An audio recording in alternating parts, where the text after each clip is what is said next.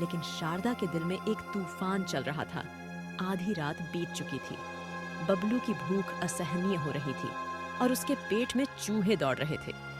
2 दिनों से भूखा बच्चा, जिसे पेट भरने के लिए अनाज का एक दाना भी नहीं मिला, बेबस होकर पड़ोस के घर से रोटी चुरा कर ले आया।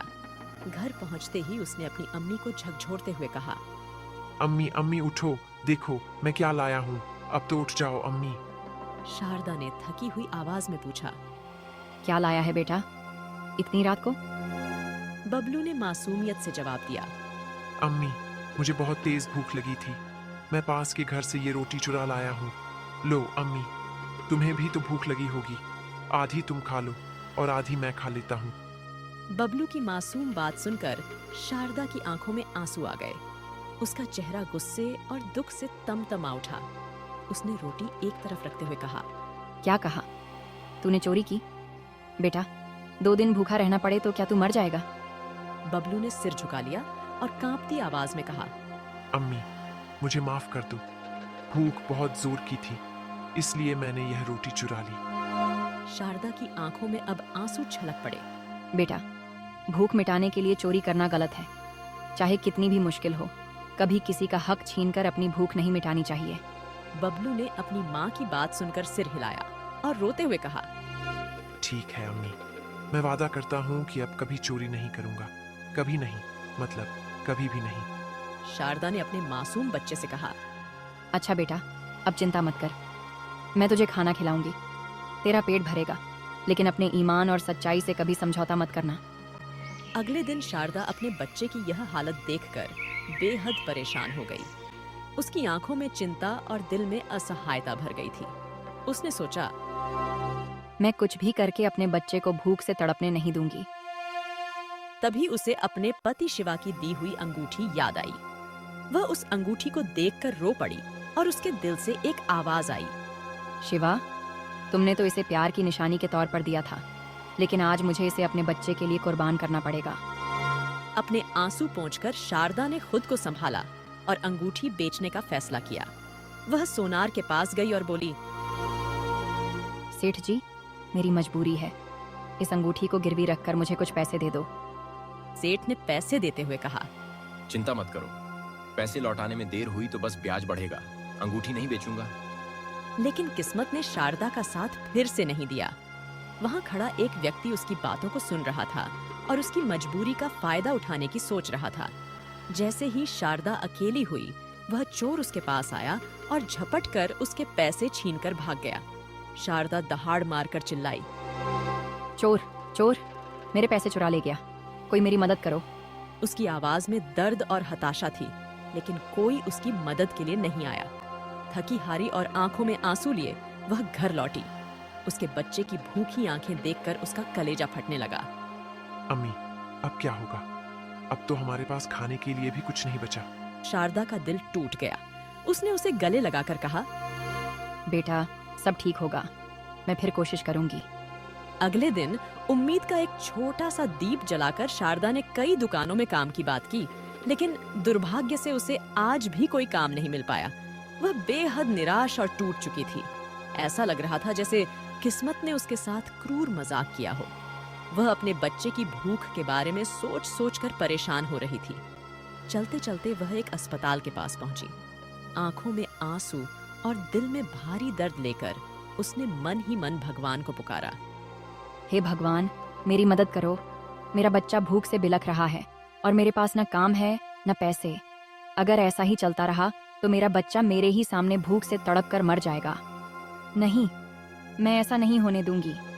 चाहे कुछ भी हो जाए, मैं अपने बच्चे की भूख मिटाऊंगी। शारदा की आंखों के सामने अपने बच्चे का रोता हुआ चेहरा घूम गया। उसका दिल चीख उठा। यह सब सोचते हुए शारदा की रूह कांप गई। उसके भीतर की माँ ने उसे हार मानने नहीं दी। हिम्मत जुटाकर वह अस्पताल के अंदर गई। आंखों में आंसू लिए उसने डॉक्टर से कहा, डॉक्टर साहब, मुझे अपना खून बेचना है। डॉक्टर उसकी हालत देखकर हैरान रह गया, लेकिन शारदा की आंखों में झलकती मजबूरी ने उसे कुछ कहने नहीं दिया। उसने धीरे से कहा, ठीक है, मैं आपका खून निकाल देता हूँ। शारदा के मन में दर्द का समंदर था, लेकिन अपने बच्चे के लिए उसने अपनी जान की परवाह नहीं की। उसने अपने शरीर का खून बेच दिया ताकि उसके बच्चे को रोटी मिल सके। डॉक्टर ने पैसे देते हुए कहा। ये लो पैसे। शारदा की आंखों में कृतज्ञता के आंसू छलक आए। उसने रुंधे गले से कहा, धन्यवाद डॉक्टर साहब।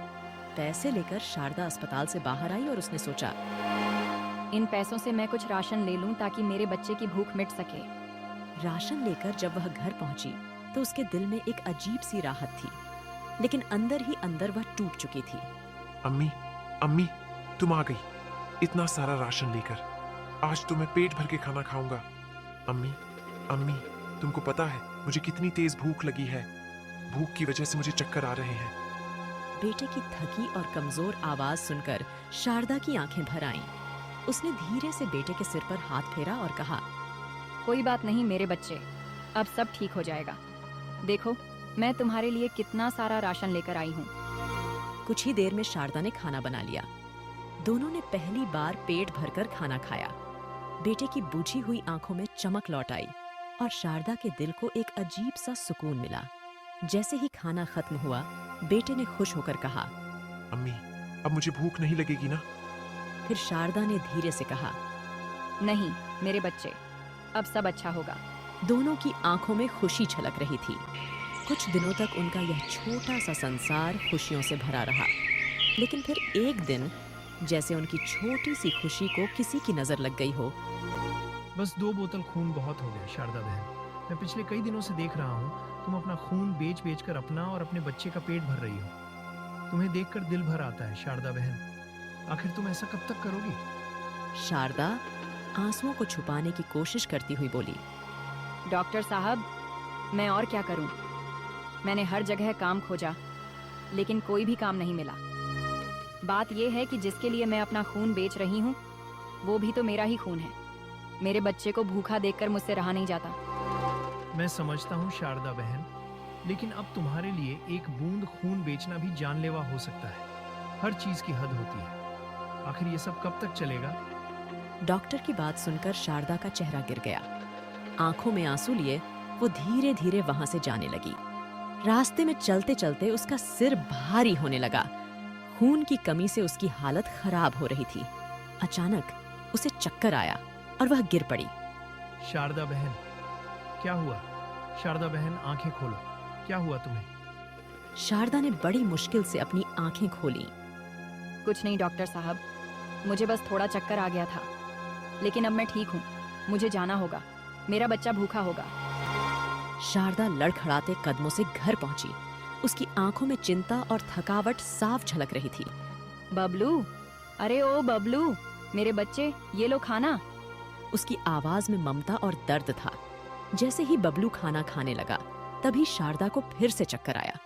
इस बार वह खुद को संभाल नहीं पाई और वहीं गिर गई। बबलू घबरा गया। माँ, माँ, क्या हुआ?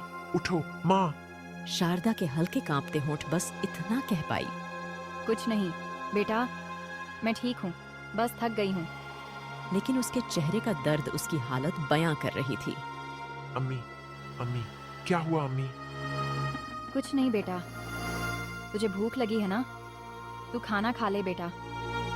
नहीं अम्मी, मैं नहीं खाऊंगा। जब तक तुम नहीं खाओगी तब तक मैं भी नहीं खाऊंगा। बेटा, बेटा, मुझे लगता है। क्या हुआ अम्मी? कुछ तो बोलो अम्मी। बेटा, मुझे चक्कर आ रहा है। यह सुनकर बबलू का दिल घबरा जाता है। अम्मी, तुम यहीं रुको, मैं डॉक्टर को बुलाकर लाता हूँ। अपनी माँ की हालत देखकर बबलू रोते रोते डॉक्टर के पास जाता है।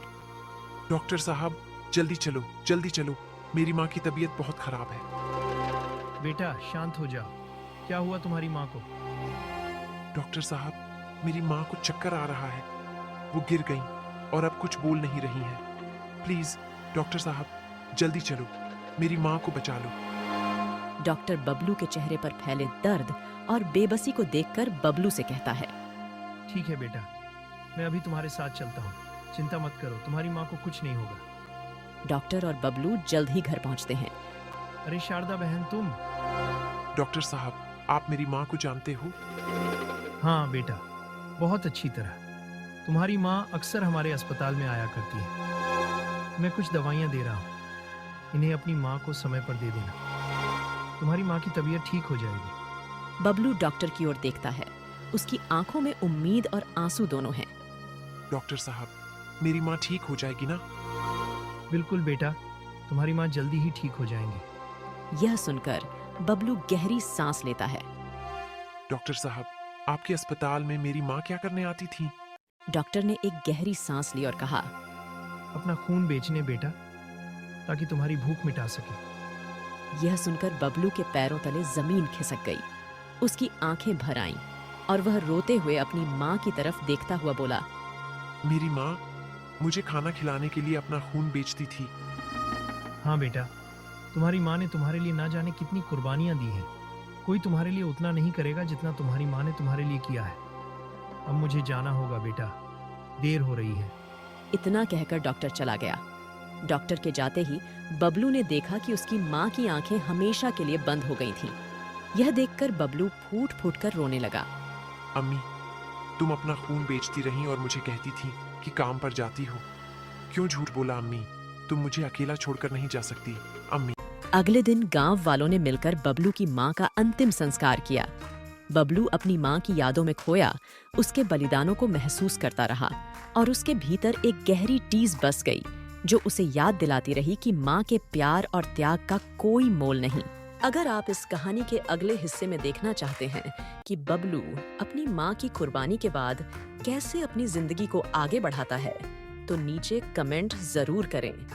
साथ ही हमारे चैनल को सब्सक्राइब करना न भूलें ताकि आपको ऐसी ही भावुक और दिल को छू लेने वाली कहानियों का नोटिफिकेशन सबसे पहले आपको मिले।